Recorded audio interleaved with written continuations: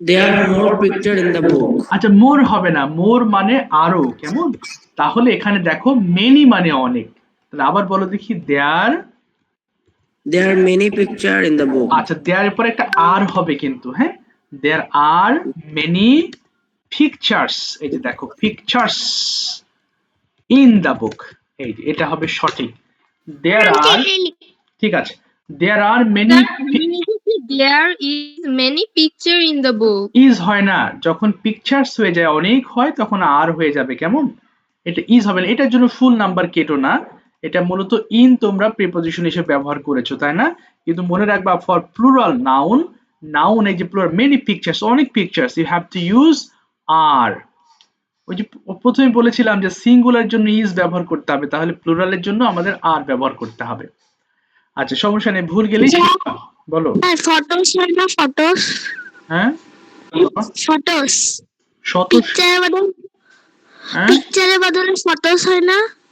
Photos, ও আচ্ছা, photos দিয়েছো, হ্যাঁ দাও, সমস্যা নেই, ফটোস দাও, কোনো অসুবিধা নেই, নো প্রবলেম। ওকে ঠিক আছে, বলো।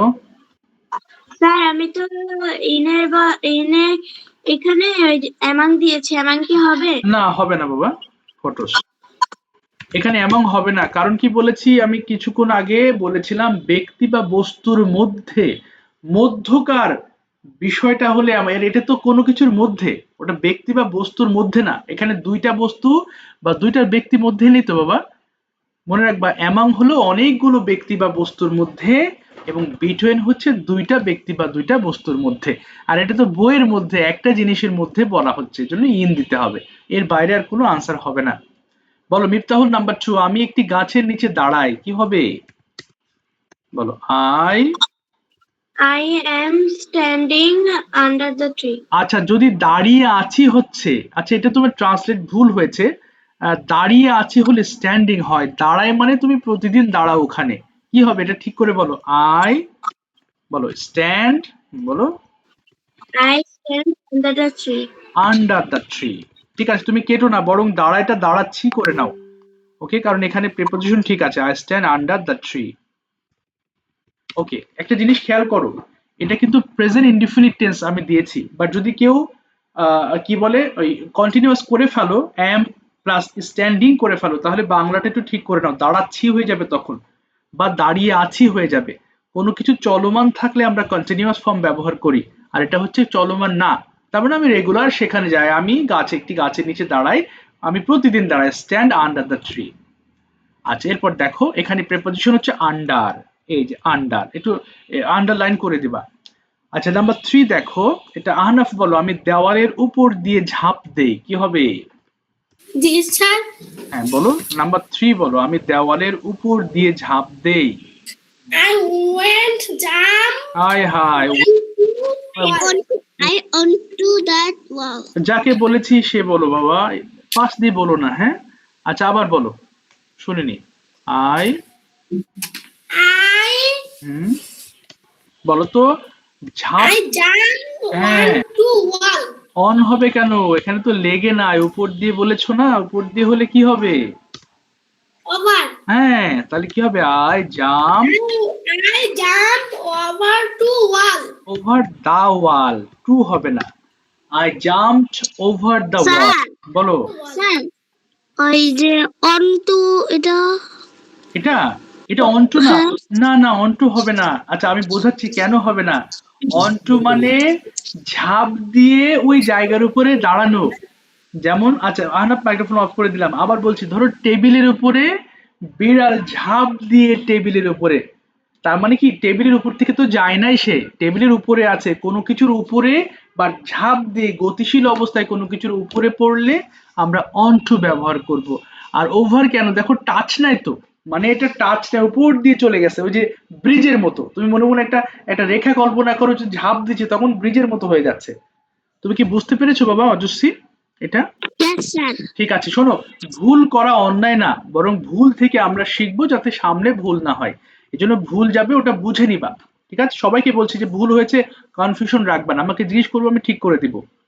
আচ্ছা, এরপর দেখো নাম্বার 4টা হচ্ছে কি, আচ্ছা এবার বলো হচ্ছে ফাতেমা, আমার মা আমার ও আমার বোনের মধ্যে বসে ছিলেন, কি হবে? বলো দেখি এটা পারো কিনা। স্যার আমি ইয়েস, তুমি। ফাতেমা বলতে তুমি তো আছো বাবা, বলো। my mother sits between my mother sits between my sister. বসেছিলেন ইংলিশটা কি হবে বলো দেখি। My mother. আচ্ছা দেখো, বসেছিলেন আমি বলছি এটা হচ্ছে পাস্ট কন্টিনিউয়াস টেন্স হয়, হ্যাঁ, যেহেতু তোমরা স্পোকেন থেকে এসেছো তাই একটু উল্টোপাল্টা করে দিয়েছে আমি স্যার জাস্ট। হ্যাঁ আচ্ছা, স্যাট মানেও হবে এখানে, স্যাট মানে বসলেন, আর বসেছিলেন তখন মানে এটা কন্টিনিউয়াস ফর্মে ছিলেন। মানে আছে না যে যাচ্ছিলাম, খাচ্ছিলাম, আমার মা বসেছিলেন, সো দুটোই হবে, এটা দুই সেন্স থেকে কাজ করবে। যদি বলো যে এটা পাস্ট ইনডিফিনিট স্যাট দিয়ে করবা সেটাও হবে, কোনো অসুবিধা নেই, হ্যাঁ, আমার মা আমার মধ্যে বসেছিলেন।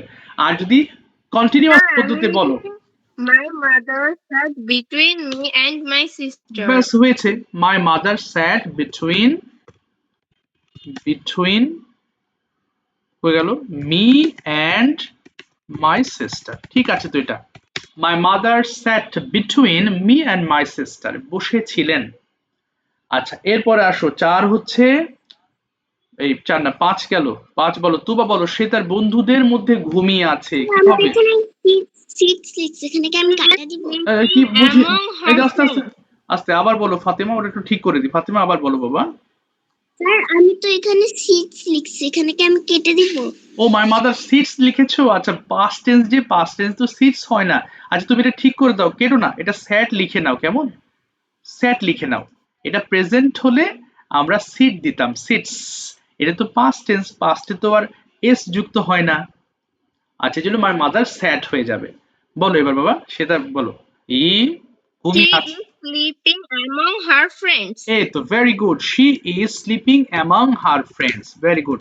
অথবা যদি হি দাও তোমরা তাহলে হিজ ফ্রেন্ডস দিয়ে দিবা, she is sleeping, good, among her friends. Okay very good, ভুল হোক কোনো অসুবিধা নেই, ভুল গেলে ঠিক করে নিবা, শিখবা। She sleeping among her friends. আচ্ছা এবার দেখো, আমরা নেক্সট যাবো হচ্ছে বাবা, আব্দুল্লাহ বলো দেখি, টেবিলের পাশে একটি চেয়ার আছে, এটা কি হবে? ওকে আব্দুল্লাহ শুনতে পাচ্ছ কি? আচ্ছা তুমি তো অসুস্থ। শিপ্রা বলো, সরি শিপ্রা না, অজস্বী বলো, টেবিলের পাশে একটি চেয়ার আছে, কি হবে? There is a chair beside the table. হ্যাঁ, there is a chair beside the table, গুড। ওকে আচ্ছা এবার আব্দুল্লাহ বলো, বাড়িটার পিছনে আমি অপেক্ষা করছি, কি হবে? আমি অপেক্ষা করছি বাড়ির পিছনে। I am waiting behind the home. Very good, I am waiting behind the home অথবা হাউস, দুটোই সঠিক। ওয়েটিং বিহাইন্ড দ্য হোম অথবা হাউস। ওকে, পরিষ্কার বিহাইন্ড হয়ে যাবে। ওকে তাহলে I am waiting continuous tense behind the home and house. আচ্ছা আমরা সামনের টেন্সের সবগুলো ফর্ম শিখবো ইনশাল্লাহ, হ্যাঁ 12টা ফর্মই শিখবো। হ্যাঁ যেমন আমরা স্পোকেনে তো 6টা ফর্ম নিয়ে বিশেষ করে আলোচনা করা হয়, বাট গ্রামারে আমরা সবকিছু শিখবো ইনশাল্লাহ, কিন্তু একটু মাথায় রাখবা কষ্ট করে, হ্যাঁ, মাথায় রাখাটা খুব জরুরি। বাবা সুমি আক্তার থেকে তুমি কথা বলো নাই, তুমি কি শুনতে পাচ্ছো? অদ্রিজ, আমরা, ও তুমি কে বলছিলে বাবা? স্যার সাদিয়া। ও সাদিয়া, আচ্ছা তোমাকে এর আগেও ডেকেছি, আমি পেলাম না সাদিয়া। আচ্ছা সাদিয়া তুমি কি বুঝতে পেরেছো এতক্ষণ ক্লাসটা? জি স্যার। আচ্ছা বলো তো, আমরা ঘরের মধ্যে যাই, কি হবে? We are going inside the room. আচ্ছা এখানে উই আর গোয়িং হবে না, এটা কন্টিনিউয়াস না, আমরা যাই হলে কি হবে বলো দেখি। আমরা যাই, উই গো, এই যে দেখো, উই গো। আর আমরা বলেছি গতিশীল অবস্থায় কোনো কিছুর মধ্যে প্রবেশ করলে আমরা ইনটু ব্যবহার করব। আবার বলো দেখি কি হবে তাহলে। উই, বলো। We are go into the room. আর হবে না বাবা, we go into the room, into the room, এই যে, এই যে দেখো we go into the room. আমরা ট্রান্সলেট শিখবো ওই টেন্স বোঝার সময়, তখন আরো শুদ্ধ হবে, অসুবিধা নেই। তাহলে এখানে ইনটু কেন হয়েছে বুঝতে পেরেছো?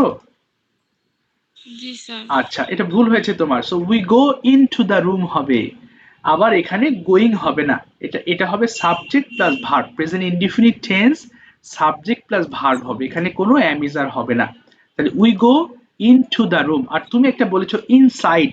ইনসাইড এবং ইন সেম অর্থে ব্যবহার করা যায়, যেমন we are inside in a room, তার মানে ইন এর পরিবর্তে ইনসাইডও তুমি দিতে পারো, কিন্তু ইনটুটা টোটালি আলাদা জিনিস। বুঝতে পেরেছো কি? জি স্যার। ঠিক আছে বাবা, প্রশ্ন থাকলে অবশ্যই জিজ্ঞেস করবা। হ্যাঁ, আচ্ছা এবার বলো, অদ্রিজ আমরা ছাদের উপর দৌড়াই, বলো। অদ্রিজ আছো? হ্যাঁ, we, We run. Yes, We go into. We run. Run on the, We run on the roof. Yes, এটা রোফ হবে না, কি হবে? রুফ হবে, কেমন? Roof. হ্যাঁ, Roof. রুফ, রুফ হবে, কেমন? রুফ, ওই যে রুফটা বলে না, রয় রস্যু ফ, রুফ। আচ্ছা, we run on the roof, ঠিক আছে, ভেরি গুড। ঠিক আছে, এবার অন হচ্ছে এখানে প্রেপোজিশন। ওকে, এরপর দেখো, আমার বাবার সাথে, এই গেল, আমার বাবা আমার সাথে আছেন। আচ্ছা বলো দেখি মিফতাহুল, এটা কি করেছো? আমার বাবা আমার সাথে আছেন, বলো। মাই, আচ্ছা বলে ফেলো, যে পারো করে ফেলো, কি কি করেছো এটা দেখি। My father is with me. এই তো very good, my father is with me. বাহ, আমি এটা দিয়েছি, তোমরা ইজটা ব্যবহার করতে পারো কিনা, পেরেছো, মাশাআল্লাহ। My father is with me, আমার বাবা আমার সাথে আছেন। হ্যাঁ, কেটে দিচ্ছি। My father is with me, আমার বাবা আমার সাথে আছেন। আমি জানি অনেকের অনেকগুলো ভুল হয়েছে, মন খারাপ করবে না, ঠিক আছে, এটা আমরা শিখছি। সো শিখলে কি হবে, এই যে আমি তোমাদের এই উইকে আবার প্রিপোজিশনের উপর একটা পরীক্ষা নিব, তাহলে ওই পরীক্ষাটা দিলে তুমি বুঝতে পারবে যে কতটুকু পেরেছো। আর যারা খাতা দিয়েছো, আমি সবগুলো খাতা দেখিনি, রাতেও তোমরা দিয়েছো, এই যে আমি বিকালে সন্ধ্যার আগে দিতে বলেছিলাম, কারণ একটু ফ্রি ছিলাম, তো অসুবিধা নেই, আমি তোমাদের খাতা মানে দেখে দেবো দুপুরের মধ্যে, আজকে দেখে নাম্বার বলে দিব। তো যাই হোক, এই ছিল আমাদের আজকের প্রিপোজিশন। তবে আমি তো ওই দিন গ্রামার ও, তুমি পরীক্ষা দিয়েছো তাই না? আচ্ছা বাবা, আমি দিয়ে দেবো, আমি হয়তো আমিও দিয়েছি। ঠিক আছে। আচ্ছা, এই বিষয়ে আর কথা না বলি, আমি আজকে দিয়ে দেবো, হ্যাঁ, অসুবিধা নেই। যাদের খাতা দিয়েছো আমি সবগুলো আনসার আজকে মার্কস দিয়ে দেবো। আচ্ছা, তবে একটা জিনিস শোনো, প্রেপোজিশনের আমাদের দুইটা পার্ট আছে, আমরা নেক্সট ক্লাসেও প্রেপোজিশনে আরেকটু কিছু শিখবো। শেখার পরে আমরা সেন্টেন্স সম্পর্কে জানবো। হ্যাঁ, সেন্টেন্সের বেশ কিছু পার্ট, এরপর টেন্সের ক্লাসে প্রবেশ করব, আর্টিকেল আছে। এই জন্য তোমরা ধৈর্য ধরে ক্লাস করবে, আমাদের অনেক কিছু আছে। হ্যাঁ, গ্রামার তো একদিনে শেখা যাবে না, ধীরে ধীরে শিখতে হবে। তো যাই হোক, আমরা আমাদের আরো, বলো, আমাদের আরো, বুঝি নাই, কি লাগ, বলো বলো। 10 পেজ। হ্যাঁ, আমি 10 পেজ। ও তাই নাকি? আচ্ছা, 10 পেয়েছো, ভেরি গুড। এখানে দেখো 10টা, আমরা 15টা শিখেছি, আমাদেরকে আরো 10-12টা শিখতে হবে। ইনশাল্লাহ নেক্সট ক্লাসে আমরা শিখবো, এক ক্লাসে মনে থাকবে না, আরো আছে উইদাউট। বাট এই সপ্তাহে তোমাদের আমি আরেকটা এক্সাম নিব। তো ঠিক আছে, আমরা কত মার্কের পরীক্ষা দিলাম? 10-এ 10 পেয়েছো, একজন পেয়েছো তাই না? আর কেউ পেয়েছো 10-এ 10? আমি 10-এ 9 পেয়েছি। 10-এ 9 পেয়েছো তাই না? আচ্ছা, অসুবিধা নেই। হ্যাঁ, স্যার আমিও 10-এ 9 পাইছি। আচ্ছা, 10-এ 9 পেয়েছো, ঠিক। আমি লিখেছি মাই ফাদার উইথ মি। হ্যাঁ বলো, my father is with me হবে, কেমন? My father is Is। With me. আচ্ছা, অসুবিধা আমার নেই। এটা ভুল গিয়েছে, is- এছাড়া সবগুলো হয়েছে আমার। আচ্ছা আচ্ছা, তাই নাকি? Very good. ওই ইজটা একটু ঠিক করে নিও, একটু মনে রেখো যে ইজ হবে ওখানে। আচ্ছা, যাই হোক, আমরা তাহলে প্রিপোজিশনের বিষয়। আর একটা জিনিস, উচ্চারণটাই তো আমি বলি নাই, আমরা প্রিপোজিশন বলি, উচ্চারণটা হয় প্রেপোজিশন। অর্থাৎ যে প্রি দেখছো না, এটা ভুল হয়ে যায়, আমাদের উচ্চারণটা ভুল করে এটাকে প্রে বলতে হয়, প্রেপোজিশন। প্রেপোজিশন এটা শুদ্ধ, আমরা প্রিপোজিশন বলি, আমরা এটা প্রি জানি, এই কারণে আমরা প্রি বলি, বাট শুদ্ধ উচ্চারণ আসলে প্রেপোজিশন, এই আর কি।